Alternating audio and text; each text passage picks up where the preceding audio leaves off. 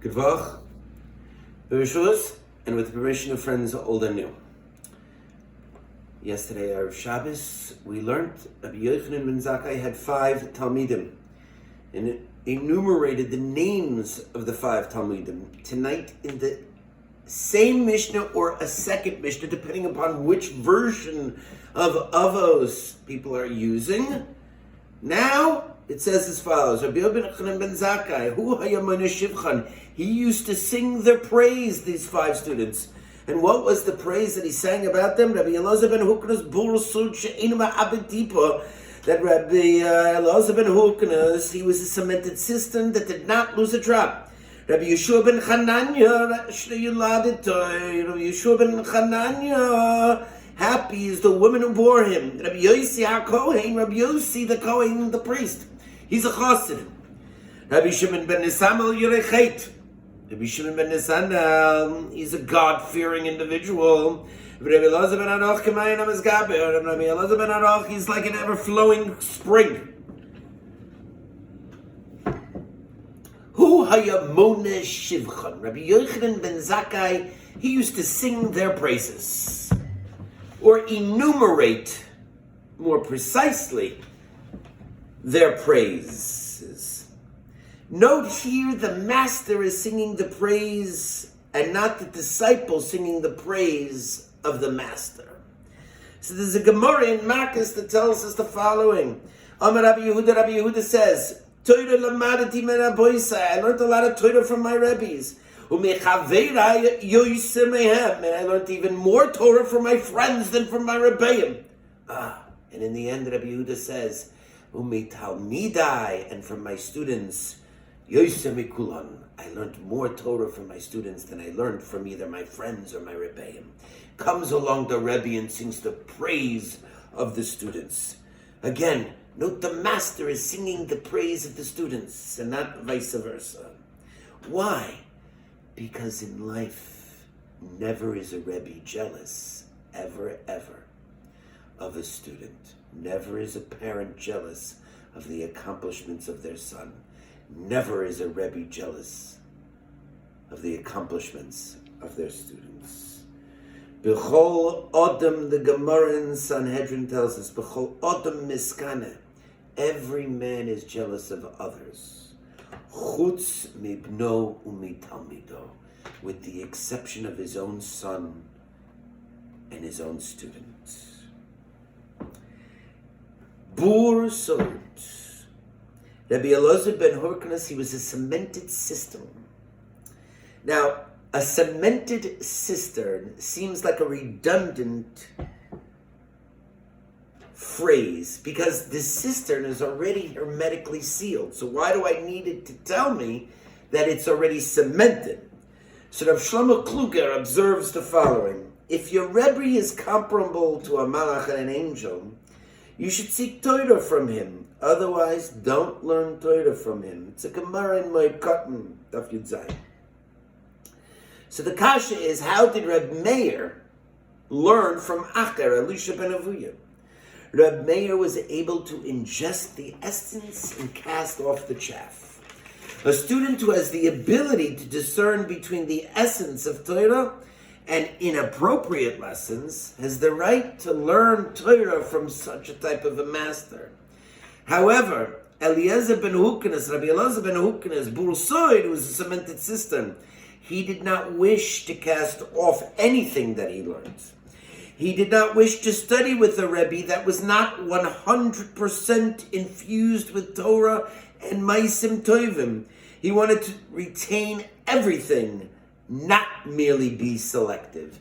So 2 qualities emanate out of a person who's a bur soid, a cemented cistern. The first is the impression alone that he didn't forget anything that was taught. Everything was stopped up within the cistern. He would act comparably, and therefore he didn't.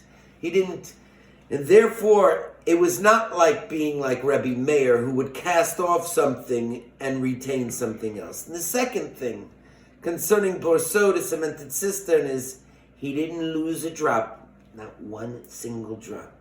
He did not learn with a master that required him to be selective. Again, both complement each other. Rabbi Yoshua, Ashrei Yuladetu. Rabbi Yoshua, happy is she who bore him. The merit of a learned child, Rabbi say, is not the exclusive domain of a parent. As the Gemara tells us in B'Metzia, parent brings you into Olam Hazeh, and your Rebbe brings you into Olam Haba. Nevertheless, even still that a Rebbe brings the child because he teaches them Torah into Olam Haba, Rabbi Yochanan ben Zakkai was recalling and giving praise to yet another individual, the mother who bore Rabbi Yoshua. Yes, even still, she still gets credit. Ashrei Yuladetoi, my Zedi, Rav Naiman Zatzal, the Talmud of the Brisker Rav, said the following: all of the Brisker Rav's children were great Talmidei Chachomim and Bnei Torah. So they came to the Brisker Rav and they said, what's the secret for all of your children to carry on your legacy and to be such exemplary Talmidei Chachomim? And the Brisker Rav turned to them and said, Rabbi say, Tehillim and tears. The next, Rabbi Yossi HaKohen Chosid. Rabbi Yossi the Cohen, he was a Chosid. In today's period of time, what we call a Chosid was very different than the Chosid that was called in ancient times. You see, today, Chasidim generally emanate from the Baal Shem Tov's main student, the Maggid of Mizrich, and from him branched out many of the different sects of Chasidim that we have today. However they define themselves in whatever capacity. But the definition of a chassid from ancient times is a person who went lifnim mishur asadin, above and beyond the call of the letter of the law and duty. No matter what the task, that person was always ready and willing to go above and beyond the letter of the law. Rabbi Yossi, he was a chassid. Now, the next Rabbi, he was a Yoreh Chet. Rabbi Shimon ben Nesanel, Yoreh Chet. He was a God-fearing man. The Bartanur suggests that a Yoreh Chet is one who has a predilection to assume a stringent position in cases of doubt.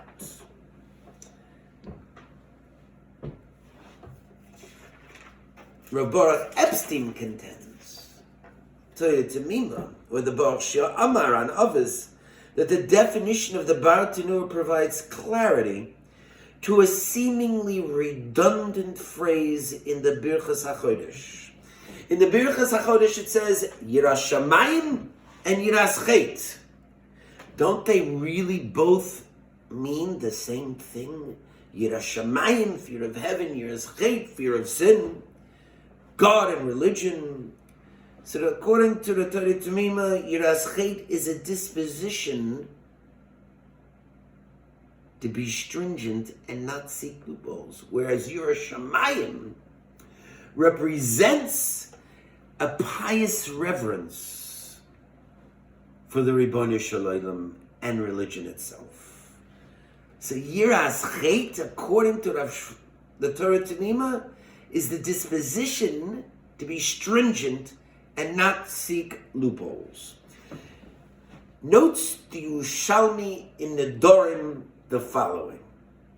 In a case where one individual once had the ability or the opportunity to rule either l'chumra or l'kula in a certain manner, either stringently or leniently in a certain particular case, and the individual ruled to be stringent, came along another Talmid Chacham after the first Chacham ruled l'chumra, stringently, and said, is it not enough that the Torah prohibits many things, and now you come along and prohibit that which was permissible?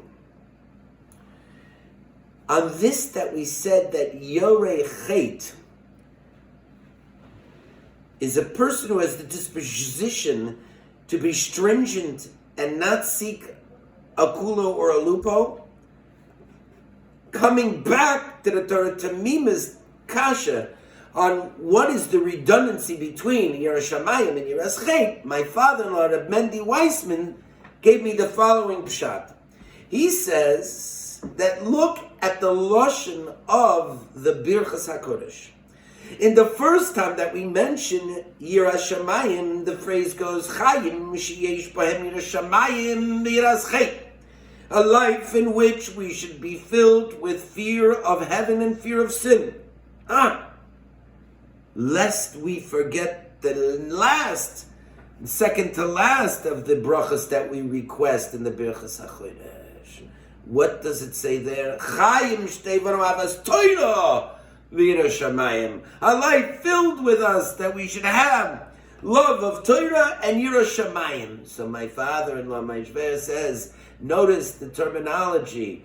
Twice it's Yiras Shamayim and only once Yiras Chet. Yiras Shamayim is a higher form of reverence in the way a person should act in life.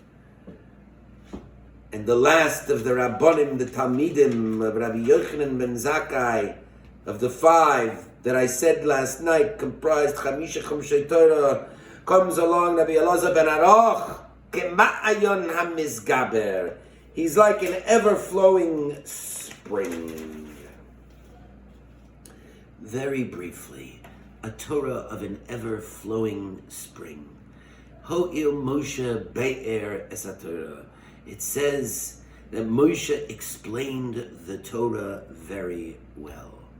What did he explain? Be'er and a Be'er have the same root derivation. One means to explain well, and the other means an actual well. Torah in and of itself is an ever-flowing font. It's an ever-gushing river of water that has no end in and of itself. The water has a sustained vigor. It does not end. Torah is compared to water. And Rabbi Elazar ben Aroch's Torah, there was no end. It was ever flowing. Good night and good vach.